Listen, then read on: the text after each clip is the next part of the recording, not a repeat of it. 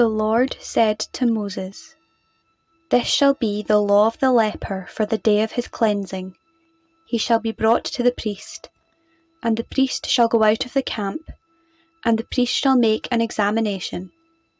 Then if the leprous disease is healed in the leper, the priest shall command them to take for him who is to be cleansed 2 living clean birds, and cedar wood, and scarlet stuff, and hyssop. And the priest shall command them to kill one of the birds in an earthen vessel over running water. He shall take the living bird with the cedar wood, and the scarlet stuff, and the hyssop, and dip them and the living bird in the blood of the bird that was killed over the running water. And he shall sprinkle it 7 times upon him who is to be cleansed of leprosy. Then he shall pronounce him clean, and he shall let the living bird go into the open field. And he who is to be cleansed shall wash his clothes, and shave off all his hair, and bathe himself in water, and he shall be clean. And after that he shall come into the camp, but shall dwell outside his tent 7 days. And on the 7th day he shall shave all his hair off his head. He shall shave off his beard and his eyebrows, all his hair. Then he shall wash his clothes, and bathe his body in water, and he shall be clean. And on the 8th day he shall take 2 male lambs without blemish, and 1 ewe lamb, a year old without blemish, and a cereal offering of 3/10 of an ephah of fine flour mixed with oil, and 1 log of oil. And the priest who cleanses him shall set the man who is to be cleansed and these things before the Lord, at the door of the tent of meeting. And the priest shall take 1 of the male lambs, and offer it for a guilt offering, along with the log of oil, and wave them for a wave offering before the Lord. And he shall kill the lamb in the place where they kill the sin offering and the burnt offering, in the holy place.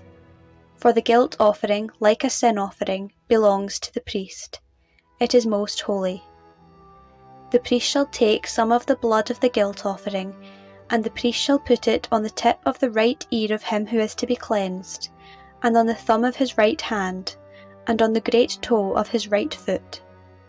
Then the priest shall take some of the log of oil, and pour it into the palm of his own left hand, and dip his right finger in the oil that is in his left hand, and sprinkle some oil with his finger 7 times before the Lord.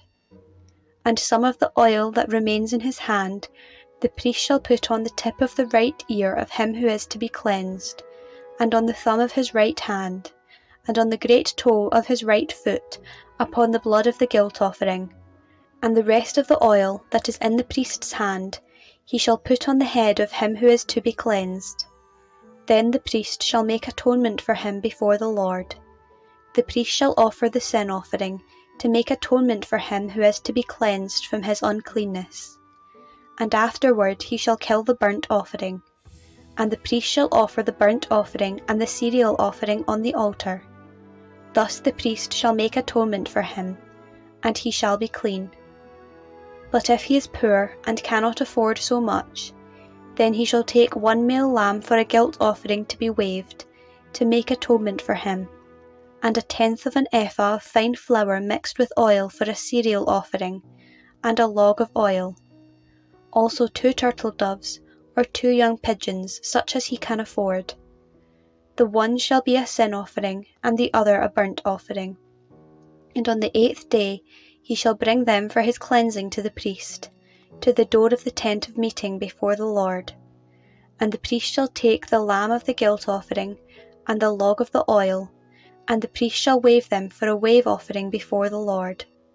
And he shall kill the lamb of the guilt offering, and the priest shall take some of the blood of the guilt offering, and put it on the tip of the right ear of him who is to be cleansed, and on the thumb of his right hand, and on the great toe of his right foot. And the priest shall pour some of the oil into the palm of his own left hand, and shall sprinkle with his right finger some of the oil that is in his left hand 7 times before the Lord. And the priest shall put some of the oil that is in his hand on the tip of the right ear of him who is to be cleansed, and on the thumb of his right hand, and on the great toe of his right foot, in the place where the blood of the guilt offering was put. And the rest of the oil that is in the priest's hand he shall put on the head of him who is to be cleansed, to make atonement for him before the Lord. And he shall offer of the turtle doves or young pigeons such as he can afford, one for a sin offering, and the other for a burnt offering, along with a cereal offering. And the priest shall make atonement before the Lord for him who is being cleansed. This is the law for him who has a leprous disease, who cannot afford the offerings for his cleansing. The Lord said to Moses and Aaron, When you come into the land of Canaan, which I give you for a possession, and I put a leprous disease in a house in the land of your possession, then he who owns the house shall come and tell the priest, There seems to me to be some sort of disease in my house.